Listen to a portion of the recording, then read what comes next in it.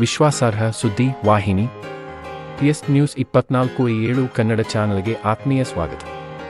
ಸತ್ಯದ ಹಾದಿಯಲ್ಲಿ ಇದು ಕ್ಷಣ ಕ್ಷಣದ ಸುದ್ದಿ. ಬೆಂಗಳೂರು ವಿಜಯಪುರದಲ್ಲಿ ಇತ್ತೀಚೆಗೆ ನಡೆದ ಪೊಲೀಸ್ ಕಾನ್ಸ್ಟೇಬಲ್ ನೇಮಕಾತಿ ಪರೀಕ್ಷೆಯಲ್ಲಿ ಭಾರೀ ಗೊಂದಲ ಉಂಟಾಗಿದ್ದು, ರಾಜ್ಯ ಸರ್ಕಾರದ ವಿರುದ್ಧ ವಿಧಾನಸಭೆ ವಿರೋಧ ಪಕ್ಷದ ನಾಯಕ ಆರ್. ಅಶೋಕ್ ತೀವ್ರ ಆಕ್ರೋಶ ವ್ಯಕ್ತಪಡಿಸಿದ್ದಾರೆ.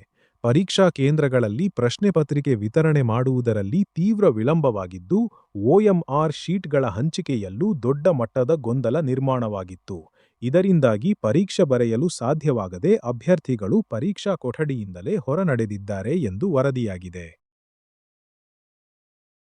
ಈ ಕುರಿತು ವಿಜಯಪುರ ಜಿಲ್ಲಾಧಿಕಾರಿ ಕೆ. ಆನಂದ ವಿವರಣೆಯನ್ನು ನೀಡಿದ್ದಾರೆ. ಇವತ್ತು ಈ ಶಾರದಾಂಬಾ PU ಕಾಲೇಜ್ ತಿಕೋಟಾದಲ್ಲಿ ಪೊಲೀಸ್ ಕಾನ್ಸ್ಟೇಬಲ್ದು ರಿಕ್ರೂಟ್ಮೆಂಟ್ ಎಕ್ಸಾಮ್ ಇತ್ತು.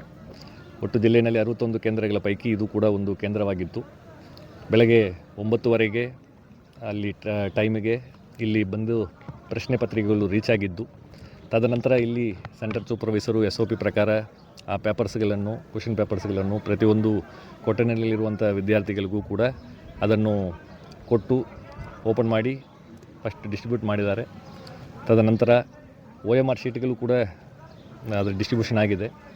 ಆ ಸಂದರ್ಭದಲ್ಲಿ ಕೆಲವು ವಿದ್ಯಾರ್ಥಿಗಳು ಅವರಿಗೆ ಕೊಟ್ಟಿರುವಂಥ OMR ಶೀಟ್ನಲ್ಲಿರುವಂಥ ನಂಬರು ಮತ್ತು ಪ್ರಶ್ನೆ ಪತ್ರಿಕೆಯಲ್ಲಿರುವಂಥ ನಂಬರು ಹೊಂದಾಣಿಕೆ ಆಗ್ತಾ ಇಲ್ಲ ಅನ್ನುವಂತಹ ಒಂದು ಕಾರಣ, ಅವರು ನಾವು ಪರೀಕ್ಷೆ ಬರೆಯಲ್ಲ, ಇದು ಒಂದಕ್ಕೊಂದು ತಾಳೆ ಆಗ್ತಾ ಇಲ್ಲ ಅಂತ ಹೇಳಿ ಕೆಲವು ಜನರು ಆ ಪ್ರಶ್ನೆ ಪತ್ರಿಕೆ ಎಲ್ಲ ಮಾಡಿ ಹೊರಗಡೆ ಬಂದುಬಿಟ್ರು.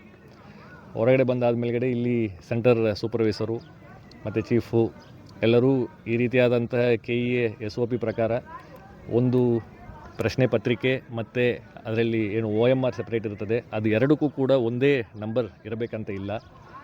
ಕ್ವಶನ್ ಏನು ಪೇಪರ್ ಇರ್ತದೆ ಅದರಲ್ಲಿ ಬೇರೆ ಬೇರೆ ವರ್ಷನ್ ಕೋಡ್ ಇರ್ತದೆ, A1, A2, A3, B1, B2, B3 ಅಂತ ಹೇಳಿ.